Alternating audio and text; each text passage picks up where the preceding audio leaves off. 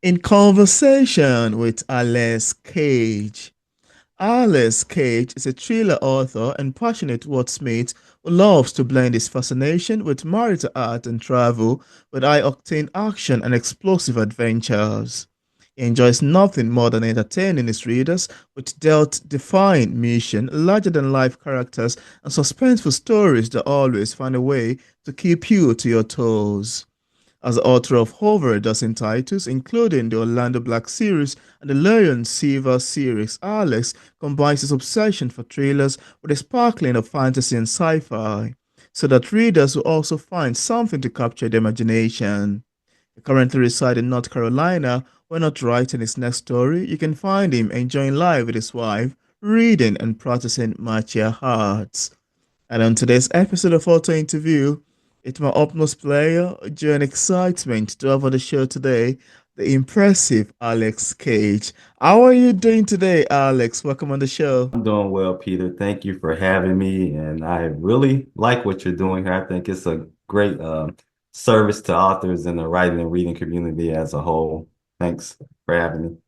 You're welcome. It's my utmost pleasure, really. I'm excited as well to have you in here. Having checked through some of your works, I find it to be quite amazing, and I'm excited we are here to sit down and have a conversation and chat over it.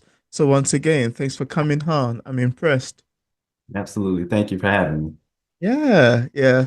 So, Harles, I need to first say that I was taken aback reading through Caroline Dance, which is the first book in the Orlando Black action-packed thriller series on Amazon. And I wanted to ask you, what inspired the making of this book? How does this book come about? How do you get started with writing? What was the foundation to the making of Carolina's Dance? How did it come with selecting even Carolina's Dance as the title for the book itself? And just a snippet into the background and the making, the foundation of the making of the book, I would like to ask you. I've always liked telling stories. I mean, even when I was a kid, I would draw when I could draw, I would draw stories, kind of like comic book type deal, and like Mm, give it to my friends, and they would love it and try to yeah. share with other people, like the teacher and whatnot. But I've always loved stories, and I just never knew how to. I didn't know of a good way to get them out there. But Mm, as you know, the independent, with KDP and the independent publishing, yeah. things took off. And, they're like what 2012 or whatnot. And it Yeah. was in 2000, like 15 or 16, where I came across a podcast, Mm, and they were talking about how easy it is to publish, self-publish. So I had a lot of ideals in my head, and it comes from many different. My inspiration comes from many different places: books, movies, TV shows, cartoons, comic books, my experiences, things I see. I had this ideal for a character. He was kind of disconnected from society. He had skill sets, and one of the main things he's really good at is martial arts, and that probably came from me as I was practicing martial arts at that time. yeah. But I Caroline Dance is the first book I've ever published, and it's the first novel I've ever published. But the Mm, inspiration from I pulled it from many different places, and then that hunger to want to tell stories, but not really knowing how until the self-publishing rush. yeah. That's amazing to know, really. I love your take on that. I love the making of that. And if you have a copy of it, I'd like you to show to the camera just so we see what it looks like. Okay. Beautiful And cover you've got even in there. I love the making of the cover. Would you like to talk about the making of the cover? Because I oh yeah, think every art has a story behind it too. absolutely. Now this particular cover, Yeah. I just got it made. This is a brand new cover. This is not the original cover. Oh, And this came from, a lot of trial and error in the indie space, really looking at your genre and looking at mm, who else is out there writing as well, and kind of the getting your cover right, yeah. from a perspective for the audience. But you also mentioned the name. I forgot to mention how the name came about. That was just an ideal that popped in my mind as I Wow. lived in the Carolinas. I just thought of Carolina dance, and I didn't really know what it meant until I was like 3/4 of the way through the book. I'm like, okay, Oh. that's the this is what Carolina Dance is. So yeah. That sounds quite amazing. And I think this is one of the fun thing about writing, really. The fact that you can start something and just have it keep flowing, and you having Mhm. to get to the medium, like, oh, okay, now I get to see about this. Some people even do not even know the title of their book until they are Yeah. done with it. Until Yes. they are maybe like 90% done, 80% done, or get to the middle. Why some people already have an idea of what they want to title it before they start. So Mhm. it's like very different for different people and a bit quite Absolutely. complicated as well. Yep, The mass absolutely. I it. totally agree with that. Yeah, Absolutely. Like sometimes you may have an ideal, like you said, but not a title, and you don't really yeah, get the title until the end, until you yeah. finish the book. Yeah. And also, Alice, can you tell us about the second book in the series titled Bayside Boom? For readers who haven't read that yet and without giving much information away, could you have a sneak about some of the themes and subject lines, the overarching themes that we'd expect, picking up that as well? Bayside Boom, it follows up on Carolina Dance. The main character, Orlando Black, he basically leaves the Carolinas and he goes to the opposite end of the country in California. Mm, And he witnessed something, and being who he is, he's not able to just sit back and not do anything. That's just not how he is.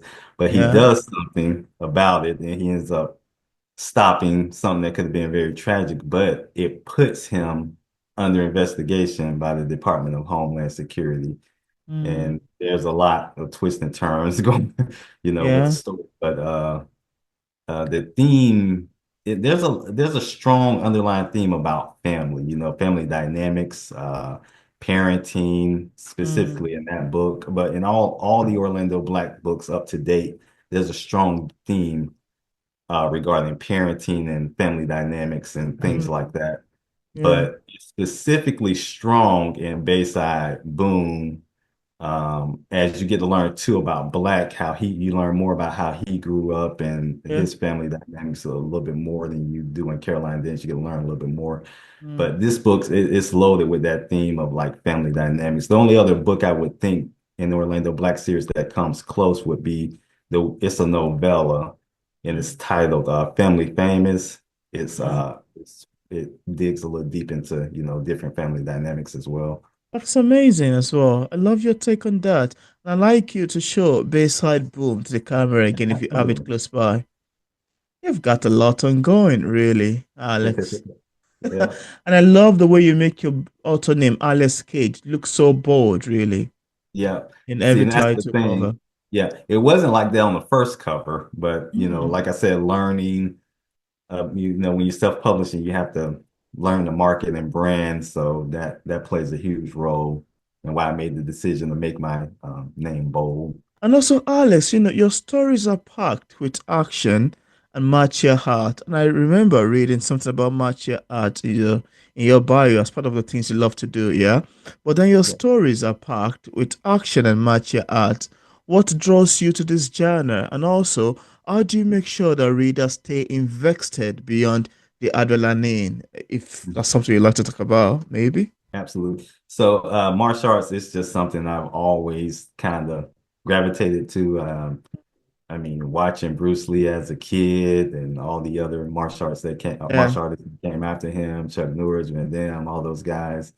It's just something I gravitated towards. But you're absolutely right. When you're telling a story to make a mm, great story, you need more than just fight scenes, gun fights, and car yeah, chase, right? So I think pacing yeah, plays a huge role in a great story, but also creating characters that are, interesting and relatable. And the absolutely. challenges and problems they face have to be believable, realistic, and interesting as well. And a good setting helps too. Being true to the setting and the environment you put the characters in. I think that all helps Mm. uh, allow the reader to get immersed in your story and just create a great reading experience. That's interesting. I love that. It's so lovely to hear your take about that. It's so lovely to hear that from you as to how you utilize it. Quite beautiful. And also, you have another exciting series featuring Leroy Silver. Can you walk us through how that series came to life and what inspired you to create it? So Leroy Silver was actually it's one of those books that we talked about earlier where I Yeah. didn't know the title to. I just had an ideal. It was Uh, just this ideal of, I don't know if I was watching the news, but there was people talking about working the 9 to 5 and how they really didn't want to and whatnot. And it gave me this idea, like, what if an assassin mm, worked like a 9 to 5, a regular day job, right? yeah. So I started with a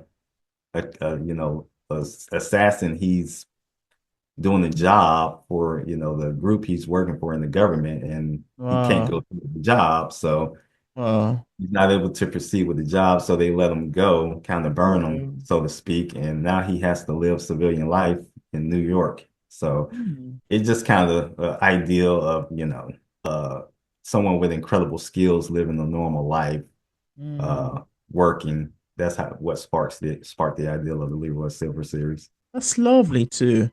I love your take on that. Thank you. And also, Alex, I love to hear the story behind Bet on Black, the third book in the Orlando Black series. What was the creative process for that one too? It was fun. The creative process for that one was Interesting. absolutely fun.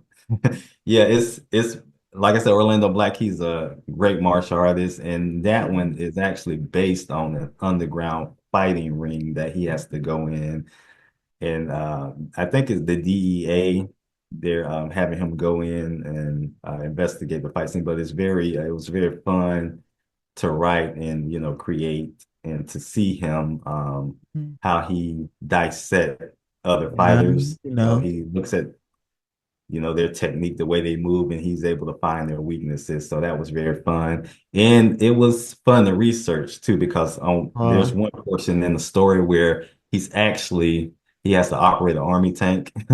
So I had Mm, to research that army tank and the components of the army tank and how to drive it and whatnot. So wow. yeah, the process was very fun. That's amazing to know as well. Particularly love your take on that. That was quite great. And now, as somebody like you who has written several novels, it's always leave me fascinated by Mhm. how writers, especially novelists like yourself, would sit down and craft long sentences and bring words together in a way that, sentences makes paragraph and paragraph makes pages and pages make chapters and Yeah. chapters on and on and on and on and on, keep making Mhm. like the one you just shown to the camera, which is quite very voluminous, really. It's always very shocking, very amazing, quite Mhm. lovely, and very intriguing and quite compelling. How you just go ahead writing from one part to another, compiling the Mhm. stories together in a way that keep transitioning quite beautifully from one part to another and over and over and over and over again. It keep going. And this always leave me thinking, how exactly did they get the ideas to sit down and craft these sentences and craft these lines and bring these words together? But then I wanted to ask you, as far as writing is concerned, how exactly do you get the inspirations and ideas to write these books? Where exactly did they come from? Help me Yeah. understand.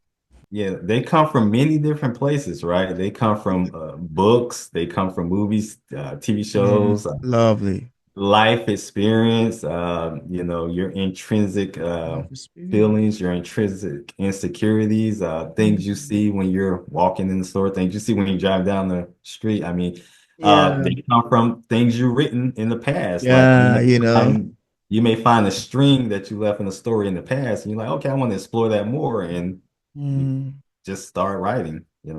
So I pull inspiration from many different places. a lovely one. I love your take on that because I find it quite amazing, really, and very commendable. More reason why I feel like writers need to be praised more for their works. They are doing a lot because it's Yeah, not easy to put these no, words together and no, craft stories that are everly compelling. yeah, It's a lot of work. it is. It is a lot Um, of work. yeah, Thank but you. one sentence at a One time. sentence at a time. It's a whole lot. And also, Alice, another thing that makes literature to be quite interesting to me is how we can be in a gathering of book lovers, or how somebody can read your book and interpret it in a different manner. and another Mm, person reads it and interprets it quite differently. And on and on and on, we keep having different ideas of reviews, of feedbacks, of constructing tales about a particular book that an author has written. And mm, sometimes some readers might get a message intended by the author. Sometimes they might not get a message. Sometimes they might be close to getting the message. yeah, Sometimes they might be far from getting the message, yeah. say maybe several miles or some kilometers away from getting the message. And most of the time, they might just hilariously misunderstand the message and interpret the book upside down. And as hilariously fun as they sound, I wanted to ask you, how do you feel when readers interpret your works differently than you intended? How does that make you feel as a writer? Well, I'll say this. I'm speaking from a fiction author standpoint. I'm speaking from a fiction author standpoint. It may be different for nonfiction, but Mm, I try to I don't run to this a lot, first of all, very much because my books are usually straightforward and direct. So not a whole lot to interpret, but I you do run into it occasionally. And my thing is you have to make room for it, right? You have to make yeah, room. I believe as a writer that the work isn't done once you publish it. That's part of it. It's not really completed yeah, until the reader finish reading it. And yeah, I have to leave opportunity for them to interpret it the way they're going to interpret it, they yeah, review it the way they're going to review it, right? So yeah. I just I'm open to it. I kind of leave it open. Mm, You know, I had great fun writing it. I enjoyed writing it. My hope is that they have as much fun reading it as I did writing it. But outside of that, you know, I they have the right to interpret it how they want. And then to another thing with that is, have you noticed that your interpretation could change depending on what phase you are in your life? Like when you yeah, read something or experience something earlier on, you'll have a different take later on in a different phase. So I mm. have to leave it open for them to be able to experience that. Yeah, I love your take on that. Because even me, I find it to be quite amazing too. It's more like an actor who has acted a movie and you're just sitting back to watching people's feedback about it. It can be sometimes very amazing and it can be sometimes an avenue for you to just sit back and enjoy yourself and be laughing and laugh Mhm. at all the feedbacks you get, both the Yep. constructive one and even the one Yep. that has intention of getting back at the author. Like, oh, it is steady that I just sit down and laugh and have fun and Hmm. enjoy. It's no more my cup of tea. It's the reader's cup of tea. Exactly. Exactly. Yeah, that's quite fun. I love your take on that. I love your take on that. And now, Harless, of all the trunklet of books you've written, I know this might be very kind of a tricky question. It just popped up in my head, and I think I should ask you. It's more like, and I know it might sound a bit quite funny, more like you're asking a mother or a Okay. father of all the children you've got, which one do you love most? And Oh even if man. and even I if you eventually, sorry to cut you short, I know it's quite interesting. And even if you eventually select maybe your third born, it will get your other children like, Daddy, are you trying to tell me that you don't love me? Or the last born in the house, like, what? So what happens to me? exactly. you know. I'll say this. I love all my children the same. I love all my children the same, but I give special attention to the one that's the baby, the one I'm currently working on. And I Yeah. think, I don't think the other children will be mad at that. Everybody loves the baby, right, in the house, so the one I'm working on is the one that gets the most attention. Oh, interesting. That's quite lovely to know, really. Yeah, and now I wanted to ask you, as far as the books you've mentioned so far, do you have any other works you've authored or say currently working on?